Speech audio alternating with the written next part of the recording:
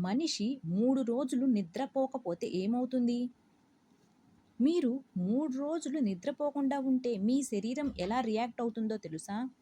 మొదటి 24 గంటలు నిద్రపోకపోతే కాన్సంట్రేషన్ తగ్గుతుంది.